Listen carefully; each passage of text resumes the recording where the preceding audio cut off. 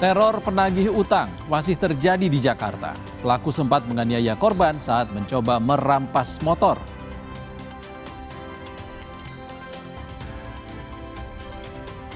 Truk tronton bermuatan tanah terguling di eksit tol Karawang Barat. Seorang warga asing tewas dan mobil mewah tertimpa muatan truk.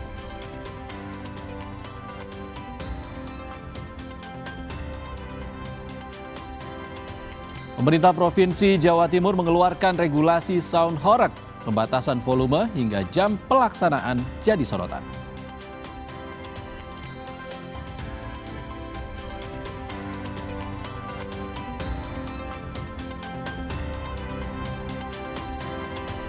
Halo, apa kabar saudara? Selain 3 sorotan utama tadi, sejumlah informasi lain dari berbagai penjuru tanah air akan hadir untuk Anda. Bersama saya, Ihsan Sitolus. Inilah Indonesia Update selengkapnya.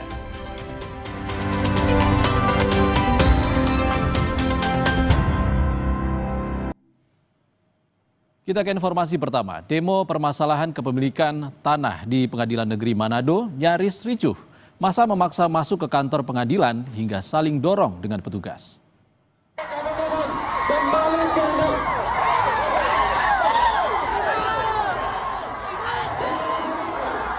Kericuhan terjadi saat massa Aliansi Masyarakat Pembela Keadilan Anti Mafia Tanah berunjuk rasa di Pengadilan Negeri Manado.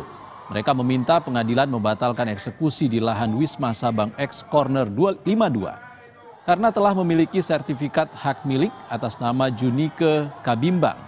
Setelah gagal mencoba menerobos masuk, 10 perwakilan massa diundang berdiskusi oleh pihak pengadilan. Setelah diskusi selama 1 jam, Pengadilan Negeri Manado membatalkan eksekusi.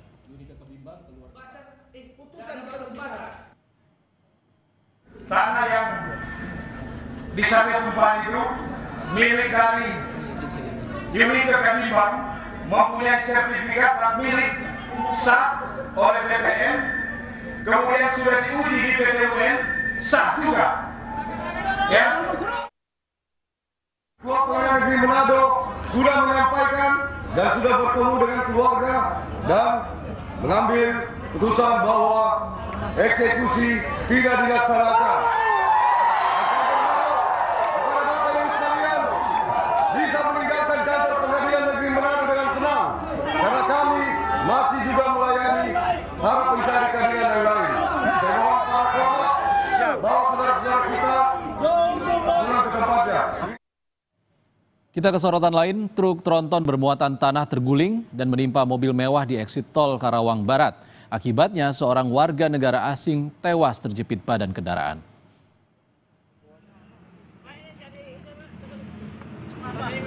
Insiden terjadi pada Rabu petang, diduga akibat rem truk tidak berfungsi hingga oleng dan menimpa mobil. Seorang WNA tewas seketika lantaran terjepit badan kendaraan, sementara sejumlah korban lainnya luka-luka dan langsung dibawa ke Rumah Sakit Rosela, Karawang Barat. Kecelakaan sempat menimbulkan kemacetan panjang di eksit tol Karawang Barat.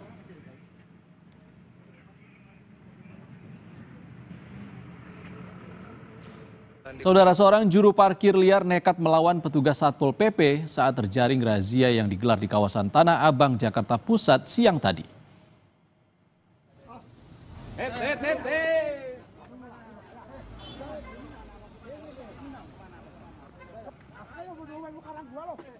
Pria yang dicurigai juru parkir liar ini berupaya kabur saat ingin dibawa petugas di kawasan pusat perbelanjaan Tamrin City, Tanah Abang, Jakarta Pusat. Dirinya membantah dituding sebagai juru parkir liar. Meski terus melawan petugas, tetap membawa pria tersebut masuk ke dalam mobil patroli. Di kawasan Senayan, Jakarta Pusat, razia diwarnai aksi pengejaran petugas dengan sejumlah juru parkir. Meski begitu, mereka berhasil ditangkap. Dalam razia ini, petugas berhasil menjaring 20 orang. Usai didata, mereka dibawa ke Panti Sosial Kedoya, Jakarta Pusat untuk dibina. Memang kegiatan para jukir liar ini ada. Nah, cuman target-target di 8 kecamatan ini baru kita laksanakan 4 sampai hari ini. Jadi 4 kecamatan. Jumlah yang terjaring itu ada 20. Ya, 20 yang kita ambil dari Kecamatan Tanah Abang paling banyak, terus kemudian Menteng.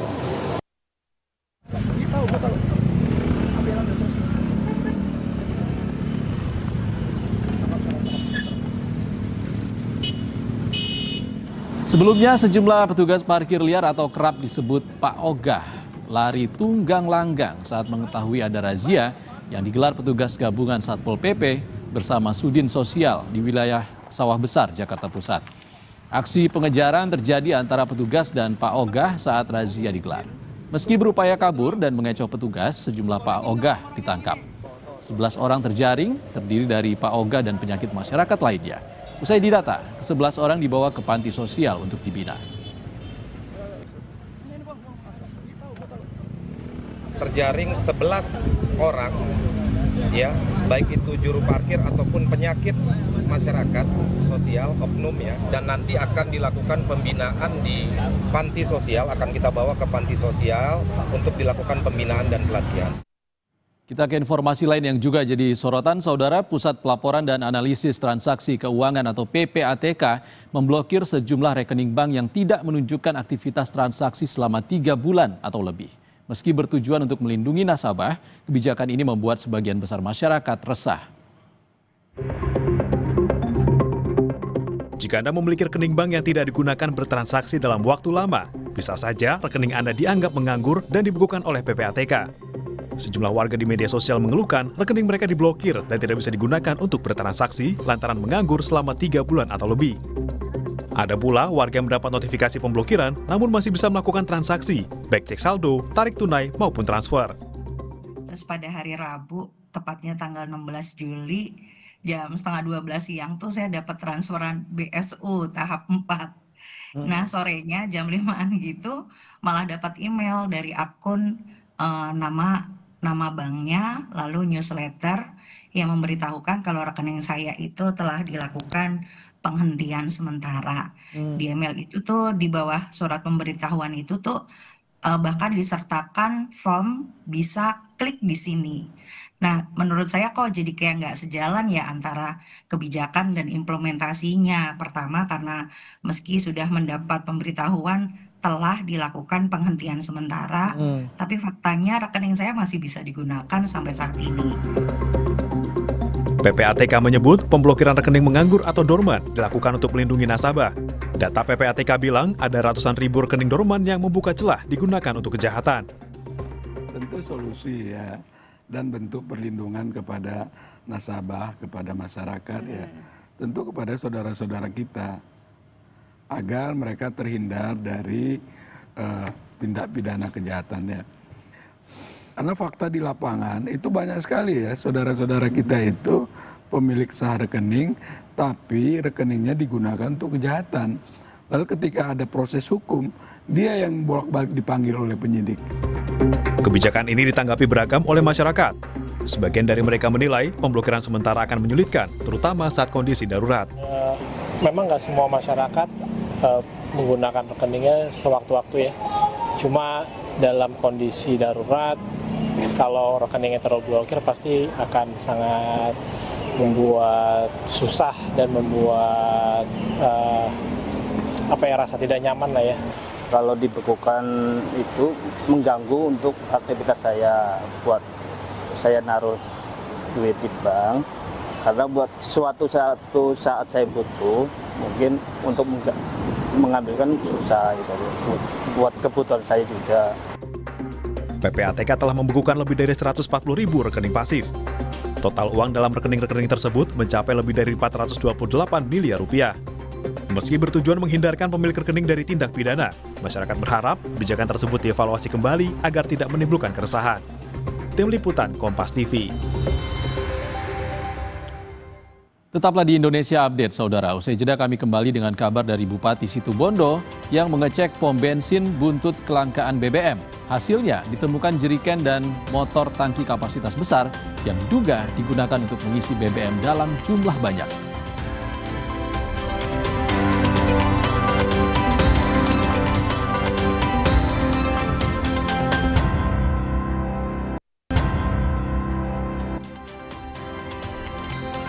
Terima kasih Anda masih di Indonesia Update. Saudara, kelangkaan BBM terjadi di Situbondo, Jawa Timur membuat Bupati Situbondo mengecek langsung sejumlah pom bensin. Hasilnya ditemukan jeriken dan motor tangki kapasitas besar yang diduga digunakan untuk mengisi BBM dalam jumlah banyak.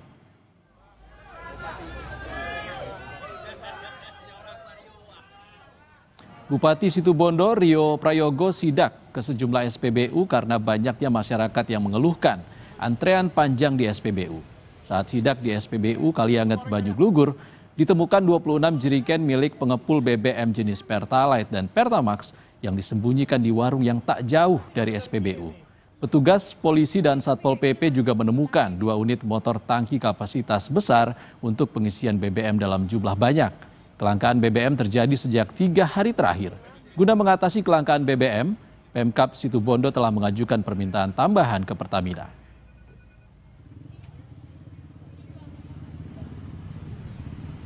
Dari sisi stok, supply dari Pertamina itu bahkan sudah ditambahin gitu ya, dari kebiasaan dari tiap hari normalnya 300 KL itu sudah di angka 520. Artinya apa? Dari sisi stok itu sudah lebih dari cukup gitu loh. Tapi kenapa kemudian situasi ini parah dalam kondisi 3 hari ini? Ya, ternyata memang itu tadi ada free rider kayak mereka ini memanfaatkan limpahan customer dari kota lain yang awalnya Situbondo aman, karena mereka di sana penuh akhirnya lari ke Situbondo. Akhirnya orang sini juga ketakutan juga kan, akhirnya berbondong-bondong yang tadinya beli cukup masih untuk 3 hari, akhirnya mau tidak mau dia harus ini. Kita ke kasus hukum. Saudara mantan Wali Kota Semarang Heferita Gunaryanti Rahayu dituntut 6 tahun penjara dalam kasus korupsi di lingkungan pemerintah Kota Semarang.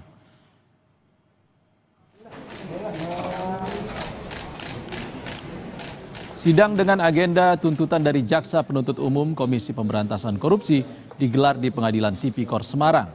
Selain Heferita Gunaryanti Rahayu, sang suami yang juga menjadi terdakwa, yakni Alwin Basri, dituntut 8 tahun penjara. Atas tuntutan itu, terdakwa dan penasihat hukumnya akan melakukan pembelaan dalam sidang berikutnya.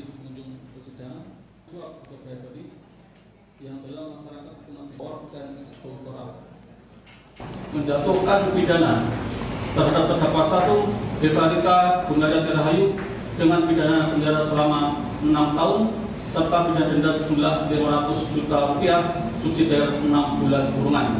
5. Menjatuhkan pidana terhadap terdakwa 2 Alwin Basri dengan pidana penjara selama 8 tahun serta pidana denda sejumlah Rp500 juta subsidi 6 bulan kurungan. Kita ke sorotan lain. Polisi menggelar rekonstruksi kasus penembakan terhadap warga negara asing asal Australia di sebuah villa di Badung, Bali. Rekonstruksi digelar dengan kawalan ketat polisi.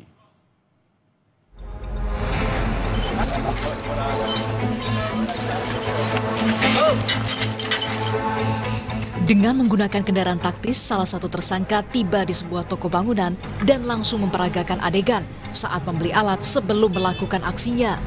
Para tersangka juga memperagakan adegan sebelum melakukan penembakan saat datang ke TKP dengan mengendarai 2 sepeda motor dan menjebol pintu villa di lokasi korban menginap. Selama rekonstruksi, mereka dijaga ketat polisi, tangan dan kaki diborgol serta dirantai. Rekonstruksi ini adalah kelengkapan salah satu penyidikan yang akan kita cantumkan dalam berkas perkara, karena berkas perkara sudah kita kirim ke Kejaksaan tahap 1 dan kita tinggal menunggu hasilnya terkait dengan kelengkapan tersebut. Masalah nanti motif ataupun apapun itu, ketika misalnya nanti di fakta persidangan baru kelihatan. Dugaan awal mungkin Pak? Kita tidak bisa menyimpulkan Pak. 14 Juni 2025 yang lalu, 1 dari 2 WNA asal Australia tewas ditembak di sebuah villa di Badung, Bali. Pelakunya 3 orang warga negara asing asal Australia. Namun, dalam kasus ini, polisi masih belum mengungkap motif penembakan. Nandang Astika, Kompas TV, Badung, Bali. Tetaplah di Indonesia Update, saudara. Kami segera kembali dari kabar pemerintah Provinsi Jawa Timur yang mengeluarkan regulasi sound horeg. Pembatasan volume hingga jam pelaksanaan jadi sorotan.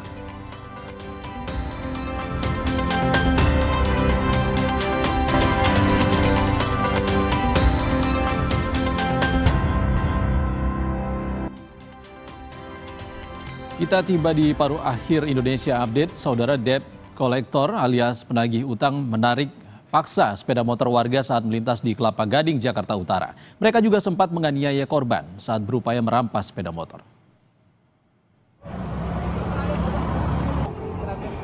Dalam video terlihat sejumlah debt kolektor berusaha mendekati pemotor yang sedang melintas di ruas jalan Kelapa Gading Nias, Kelapa Gading, Jakarta Utara. Debt kolektor berupaya merampas motor milik korban hingga sempat terjadi adu argumen. Korban yang menolak menyerahkan motornya sempat dianiaya debt kolektor ini. Korban pun lolos dari kejaran debt kolektor dan melaporkan kejadian ini ke polisi.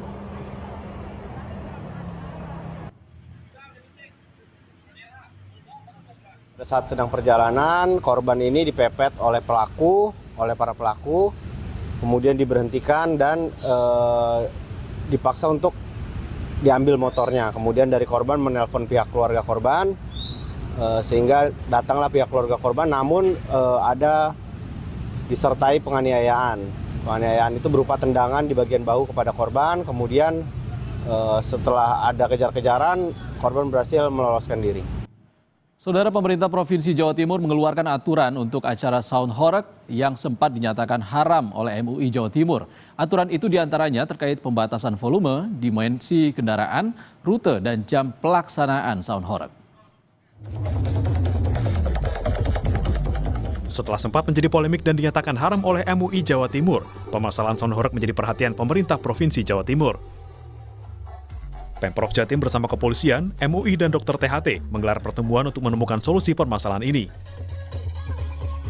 Hasilnya, Pemprov Jatim mengeluarkan 4 aturan pelaksanaan sound horeg, di antaranya pembatasan desibel atau volume, ukuran atau dimensi kendaraan yang mengangkut sound, pengawasan kegiatan pendukung acara sound horeg seperti tarian atau jogetan, serta penerapan rute, jam, dan zona pelaksanaan sound horeg. Wakil Gubernur Jawa Timur Emil Elistianto Dardak menyebut, pelaksanaan sound horeg yang melanggar aturan terancam sanksi hingga penghentian operasional. Karena apapun bentuk dari dokumen ini, sebenarnya landasan aturannya sudah ada. Nah, landasan aturan sudah bisa menjadi dasar untuk menerapkan sanksi. Salah satunya ya acara bisa diberhentikan begitu saja. Acuan hukumnya apa kalau melakukan penindakan itu? Ada peraturan Menteri LH mengenai batasan desibel. Ada peraturan lalu lintas mengenai dimensi kendaraan. Saya pikir aturan-aturan ini sudah menjadi landasan untuk menerapkan sanksi. Secara medis, sound horeg berpotensi mengganggu bahkan merusak pendengaran. Mulai ya dok ya. Dokter THT menyebut, volume sound horeg yang dapat menyentuh hingga angka 130 desibel bisa merusak rumah siput pada telinga yang berfungsi menerima dan mengantarkan suara ke saraf pendengaran. Berikutnya kalau benar-benar kayak suara eksplosif yang sangat kencang banget gitu ya, suara kencang banget. Nah itu nggak menunggu sampai 1-2 ini lagi, tapi bisa langsung ke yang ketiga ini, hearing loss. Langsung penurunan pendengaran, blek, langsung hilang sepi, pendengarannya langsung hilang. Melalui aturan ini, Pemprov Jawa Timur ingin memastikan terpenuhinya hak masyarakat atas hiburan dengan tidak mengorbankan hak orang lain. Mahendra Triginanjar, Kompas TV, Surabaya, Jawa Timur. Kabar dari Jawa Timur tadi sekaligus menutup Indonesia Update edisi kali ini, saudara. Saya Ihsan Sitorus pamit, sehat selalu. Sampai jumpa.